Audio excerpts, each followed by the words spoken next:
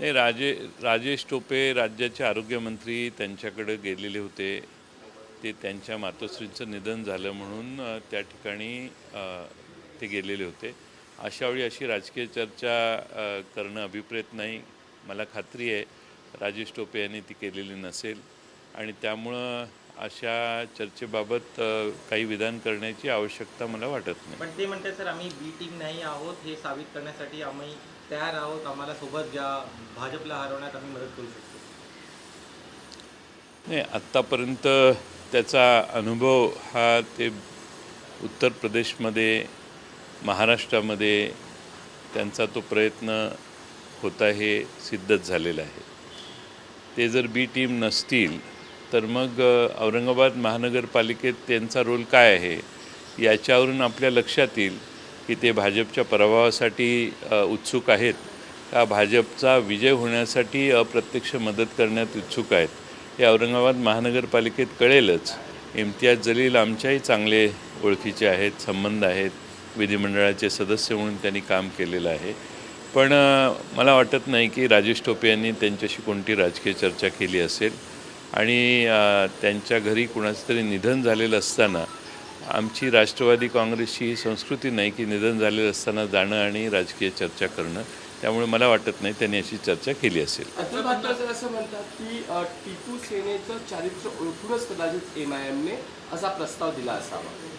Atul Bhatkhalkar tweet करून tweet Tipu सेनेचं चारित्र्य ओळखूनच कदाचित MIMने हा प्रस्ताव दिला असावा महाविकास. अतुल भातखळकरांना ते काय म्हटले याचा अर्थ काय हे विचारणं आवश्यक वाटते, कारण त्यांच्या विधानाचा कोणताही बोध होत नाही आहे. त्यामुळं त्यांनाच हा प्रश्न विचारलेला जास्त बरं. सुप्रिया सुळे असं म्हणतायत की जर अशा एखाद्या राजकीय विषयामध्ये एकत्र काम करायला समविचारी पक्ष एकत्र येणार असतील तर ही नक्कीच आनंदाच्या गोष्टी एकत्र आले तर काहीच हरकत नाही. हो, समविचारी पक्ष MIM समविचारी आहे का याचा अभ्यास करावा लागेल. MIM समविचारी पक्ष असण्यात आहे असं जर म्हणायचं असेल आणि त्यांना पुरोगामी विचारसरणीवर किंबहुना भारतीय जनता पक्षाच्या सध्या चाललेल्या वर्तनाला त्यांचा विरोध असेल तर तो त्यांनी प्रत्यक्ष कृतीत दाखवला पाहिजे. आज उत्तर प्रदेशमध्ये जे समाजवादी पक्षाचा पराभव झाला त्यामध्ये जवळपास 86 मतदारसंघात 2000पेक्षा कमी मताधिक्यांनी त्यांचे उमेदवार पराभूत झाले. काही ठिकाणी 200-300ने पराभूत झाले. त्या ठिकाणी MIMच्या उमेदवारांनी 2000, 4000, 5000 मतं घेतलेली आहेत. त्यामुळं बहुतांशी पराभवाला उत्तर प्रदेशमधल्या स्वतंत्रपणाने उभा राहून त्यांनी मदत भाजपला करून समाजवादी पक्षाचा पराभव झालेला आहे. त्यामुळं भारतीय जनता पक्षाच्या प्रणालीला अप्रत्यक्ष मदत करण्याची आताही भारतामध्ये फॅशन झालेली आहे की भारतीय जनता पक्षच हे इंजिनिअरिंग करतं. MIM एका बाजूला करायचं, आणखीन कुठल्या समाजाची मतं बाजूला कशी होतील हे करण्याचा एक व्यवस्थित प्लॅनिंग होतं आणि त्याला आमिषाला काही लोक बळी पडतात आणि त्यामुळं जी विरोधी पक्षात ही जी समविचारी मतं आपण म्हणतो ती एकत्रित होत नाहीत. याचा फटका विरोधी पक्षाला बसतो आणि त्यामुळं प्रत्यक्ष MIMने हे सिद्ध केलं पाहिजे की त्यांना कोणताही याच्यात रस नाही आहे आणि भारतीय जनता पक्षाच्या पराभवाचा जर त्यांना जास्त रस असेल तर त्यांनी त्या बाबतीत थोडीशी कृती दाखवली पाहिजे.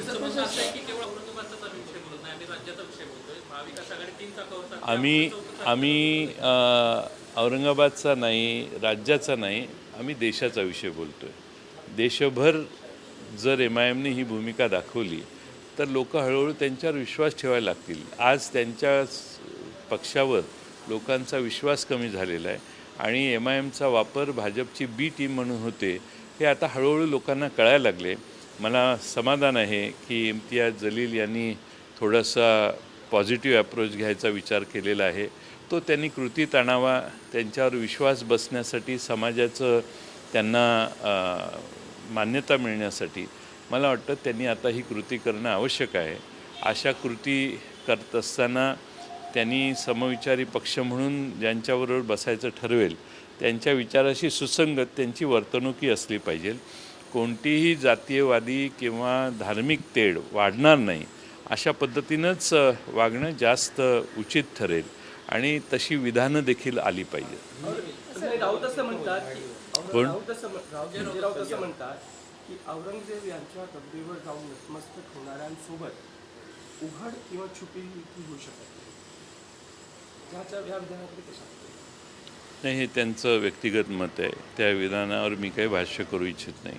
त्याचबरोबर चंद्रकांतदादा पाटील यांचं असं म्हणणं आहे की निधी वाटपामध्ये शिवसेनेच्या आमदारांना व्यवस्थित निधी दिला जात नाहीये आणि त्यामुळेच त्यांच्यामध्ये खदखद आहे. राज्यमंत्री शंभूराजे देसाई यांनी विधान परिषदेत अतिशय स्पष्टपणाने उत्तराच्या भाषणात सांगितले की शिवसेनेच्या आमदारांना योग्य निधी दिलेला आहे. शिवसेना, काँग्रेस, राष्ट्रवादी काँग्रेस यांच्यात संतुलन आहे. चंद्रकांत दादांना त्याची चिंता करण्याची कारण नाही. शिवसेनेचे आमदार, काँग्रेसचे आमदार, राष्ट्रवादीचे आमदार हे संतुष्ट आहेत. कितीही शंका घेतल्या तरी काही मला वाटत नाही की चंद्रकांत दादांचे मनसुबे सिद्धीस जातील. सर, नवाब मलिक यांच्याकडून त्यांची सगळी जबाबदारी आता दुसऱ्या मंत्र्यांना देण्यात आलेली आहे. आता पुन्हा एकदा चर्चा सुरू होते की राष्ट्रवादी नवाब मलिक यांचा राजीनामा घेणार आहे. मी याचं परवा उत्तर दिलेलं आहे. नवाब मलिक यांचा राजीनामा घेण्याचा कोणताही निर्णय आम्ही अद्याप केलेला नाही. मुळामुठा नदीचा पुनर्विकास करण्याचा प्रयत्न होते. नुकतीच एक बैठक देखील झाली होती, परंतु आता त्याला पर्यावरण प्रेमींना विरोध करायला सुरुवात केली. नाही, मुळामुठा नदीच्या बाबतीत यापूर्वी प्रकल्प डिझाईन झालेला आहे. त्यास पुणे शहरातल्या पर्यावरणवादी लोकांची एक बैठक त्यांनी मागणी केली म्हणून घेण्यात आली. त्यांनी जे आक्षेप मांडलेले होते त्याची पुन्हा छाननी करण्याच्या सूचना, कारण शेवटी सर्वांचं समाधान करून प्रकल्प सुरू करायचा. प्रकल्पाचा कोणाचाही प्रकल्पाला विरोध असण्याचं कारण नाही आणि प्रकल्प होण्याबद्दल कोणाचाही अडथळा नाही. पण जे पर्यावरणवादी आहेत त्यांनी जे मुद्दे काढले आहेत की नदीपात्रातलं पाणी बाहेर येऊ नये, जो काटछेद कमी केलेला आहे त्या काटछेदामुळं पाण्याच्या वहनाला मर्यादा निर्माण होते, अशा ज्या शंका आहेत त्याच्याविषयी माझा विभाग जो आहे जलसंपदा विभाग, त्यांनी बरंचसं काम आता गेल्या 5-7 दिवसात केलेलं आहे. त्यांनी पर्यावरणवाद्या सर्व NGOंच्या बरोबर चर्चा केली, महानगरपालिकेने चर्चा केली. त्यांनीच बसून 1 आठवड्याने पुन्हा बसायचं त्यांनी ठरवलेलं आहे. ते बसतील, सर्वांचं समाधान करून प्रकल्प चालू केला तर त्याला कोणाचा विरोध राहणार नाही. सरकार म्हणून आम्ही त्या प्रकल्पाला आज या क्षणी विरोध करत नाही. 26 मार्चला अनिल परब यांचा रिसोर्ट तुटणार अशा पद्धतीचे सूचक ट्विट किरीट सोमय्या यांनी केले. आता ते सगळ्याच गोष्टी आधी सांगत असतात. त्यांना सर्व सेंट्रल एजन्सीज त्यांचा सल्ला घेऊन काम करतात. त्यामुळे ते जसे आदेश देतील, ते जसं काम करतील तसं त्यांचं काम चाललं आहे. त्यामुळे त्याच्यावर आता आम्ही काय बोलायचं. महाराष्ट्रात लोकच बघत आहेत की एखादा राजकीय पक्ष, त्यांचा नेता एजन्सीचे निर्णय आधीच जाहीर करतो. त्यामुळं एजन्सीचा गैरवापर होतो का नाही याच्याविषयी महाराष्ट्राला आता खात्री पटलेली आहे. आणि त्याचबरोबर दुसऱ्या बाजूने कोणाचं काय पडणार, कोणाचं काय करणार याचा सगळा अभ्यास त्यांचा दिसतोय. शेवटचा प्रश्न, राजू शेट्टी आता महाविकास आघाडीतून बाहेर पडण्याच्या प्रयत्नात आहेत. चंद्रकांत पाटलांची देखील त्यांना भेट घेतली. मला माहीत नाही, त्यांनी बाहेर पडण्याचं कोणतंही कारण नाही. शेतकऱ्यांचे प्रश्न आम्ही सोडवतो. शेतकऱ्यांच्या मुद्द्यांवर महाविकास आघाडीने जेवढं काम कोरोनाचं संकट असताना केलं त्याची उलट सराहना शेतकरी महाराष्ट्रात करत आहेत. त्यामुळे राजू शेट्टी साहेब असं काही निर्णय घेतील असं मला वाटत नाही. चंद्रकांतदादा पण म्हणतात की त्यांनी यावं आमच्याकडे, त्यांनी सुद्धा हे पण केलं की आम्ही तयार आहोत तुम्हाला आमच्यासोबत घ्यायला, पण त्यांनी निर्णय घ्यावा आणि यावं. नाही, चंद्रकांत दादा तर सर्वांनाच घ्यायला नेहमी तयार असतात. पण राजू शेट्टींनी त्यांच्या पार्टीची साथ सोडली आहे. नरेंद्र मोदींची चुकीची शेतकऱ्यांच्या विरोधी भूमिका आहे याची पहिल्यांदा घोषणा आणि पहिल्यांदा भूमिका राजू शेट्टींनी मांडली. ते राजू शेट्टी पुन्हा नरेंद्र मोदींच्या भाजपकडे कसे जाऊ शकतील. तत्वतः राजू शेट्टी यांचा नरेंद्र मोदींच्या धोरणालाच विरोध आहे. आता नरेंद्र मोदींची धोरणं काही बदललेली नाही आहेत. त्यामुळे राजू शेट्टी पुन्हा भाजपला पाठिंबा देणं म्हणजे पूर्ण विरोधाभास आहे, गोंधळ आहे विचारांचा, असा संदेश जाईल. आणि राजू शेट्टींची माझी चांगले संबंध आहेत.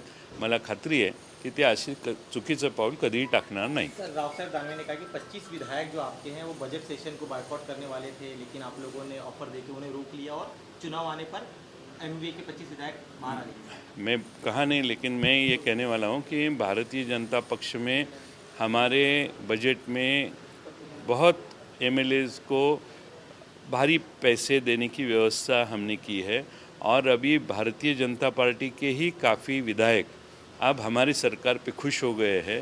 किसी को 60 करोड़ दिए, कुछ 100 करोड़ दिए, 200 करोड़ मिले हैं उनके कॉन्स्टिट्यूंसी में। इसीलिए अब हमारे एमवीए सरकार में भाजपा के लोग भी बहुत खुश है। और अजीत दादा ने तो हर एमएलए को और एमएलए फंड बढ़ा के दिया है। तो भाजपा के लोग हमारी पार्टी की सराहना कर रहे हैं आज। तो चंद्रकांत दादा ने पहले उनके पार्टी की मीटिंग लेनी चाहिए और पूछनी चाहिए कि तुम्हारा पाठिंबा सपोर्ट भाजपा को है कि सरकार को है। सर, दानवे कहेंगे 25 विधायक टूटने वाले हैं एमवीए सरकार से। सर, 25 विधायक टूटने वाले, कल उन्होंने जालना में कहा। मैं वही कहा ना, मुझे ये सवाल पूछने के पहले उनको जाके सवाल पूछो कि भाजपा से कितने लोग हमारे एमवीए के ऊपर संतुष्ट है। आना चाहते सर कुछ लोग वहाँ से आपके पास? मैं कभी टाइम के पहले कुछ कहना ज़रूरी नहीं है, जब वक्त आएगा तब बताएंगे। लेकिन आज मैं अंदर की बात कहता हूँ कि जब बजट खुला, अजीत दादा ने बजट पेश किया और उसके बाद जो भाजपा के विधायक घर गए, वो बजट खोलने के बाद इतने संतुष्ट हुए कि काफ़ी लोगों ने हमें फ़ोन करके आभार व्यक्त किए हैं। मराठीमध्ये मराठी हेच मराठी सर, 25 पंचवीस आमदार आमच्या संपर्कात आहेत आणि अर्थसंकल्पावर ते बहिष्कार टाकणार होते, अशा पद्धतीचे वक्तव्य रावसाहेब दानवे यांनी आपल्या माहितीसाठी सांगतो, अजित पवार यांनी जेव्हा अर्थसंकल्प सादर केला आणि त्यामध्ये सगळे आमचे भारतीय जनता पक्षाचे मित्र आमदार परत गेले, त्यावेळी अर्थसंकल्प उघडला, त्यांच्या लक्षात आलं की अजितदादांनी त्या प्रत्येक आमदारांना बऱ्यापैकी मोठी रक्कम दिली आहे. म्हणजे देवेंद्र फडणवीसांच्या काळात जेवढे पैसे नाही मिळाले तेवढे भारतीय जनता पक्षाच्या आमदारांना आमच्या सरकारने दिलेले आहेत. त्यामुळं त्यांचे आमदार आमच्या अजितदादा आणि आमच्या सरकारवर आता खुश झालेले आहेत. त्यामुळं आमचे आमदार फुटण्यापेक्षा माझी त्यांना विनंती आहे की त्यांनी पक्षांतर्गत बैठक घ्यावी, कुणाकुणाला किती पैसे आम्ही दिलेले आहेत हे बघावं. कारण बरेच आमदार आम्हाला फोन करून आभाराचे फोन करतात आणि म्हणतात फार चांगली मदत आम्हाला यावेळी केली तुम्ही. त्यामुळं आमचे फुटणं हा फार पुढचा भाग आहे. महाविकास आघाडीचा कुठलाही आमदार फुटणार नाही. फुटला तर तो परत विधानसभेत दिसणार नाही. तिन्ही पक्ष एकत्रित आले तर कुठलाही आमदार निवडून येऊ शकत नाही. आणि सगळ्यात महत्त्वाचा भाग म्हणजे भारतीय जनता पक्षाच्या म्हणजे स्वतःच्या बुडाखाली काय जळते याची शोध जरा आमच्या भारतीय जनता पक्षाच्या नेत्यांनी मित्रांनी घ्यावा. फार चांगली परिस्थिती आमच्या सरकारची आहे. भारतीय जनता पक्षातले अनेक विधायक हे आमच्या सरकारवर संतुष्ट आहेत. सर, तुम्ही अनेक म्हणता पण त्यांनी आकडा दिलेला आहे 25चा. असा काय आकडा तुमच्याकडे आहे की? ज्यावेळी वेळ येते त्यावेळी आम्ही बोलत असतो. उगाच आधीच आकडे टाकणं, लोकांना सांगणं. आता मी अनेक वेळा सांगितलं, भारतीय जनता पक्षाची पंचायत काय आहे. त्यांची पंचायत ही आहे की त्यांचे आमदार त्यांच्यावर राहतील याची शाश्वती नाही. त्यामुळं प्रत्येक वेळेला भीती दाखवणे, अमकं पडणार तमकं पडणार, तारखा दिल्या. आता 25 आमदारांचा आकडा मिळाला. 25 आमदार जे बाहेर पडणार आहेत ते परत निवडून येतील का? आम्ही काही येडे आहे का इकडं? एक माणूस महाराष्ट्रात निवडून येऊन देणार नाही. एवढं सोपं नाही आहे राजीनामा द्यायचा आणि बाहेर. आणि माणसं मागं लागतील लोकांच्या. जो या महाविकास आघाडीतून बाहेर पडेल त्याला सोळो की पळो होईल. लोकांना काय सांगणार? आणि त्यामुळं अशी कोणती घटना होणार नाही. उलट भारतीय जनता पक्षाचे आमदार आमच्या सरकारवर सध्या खुश आहेत.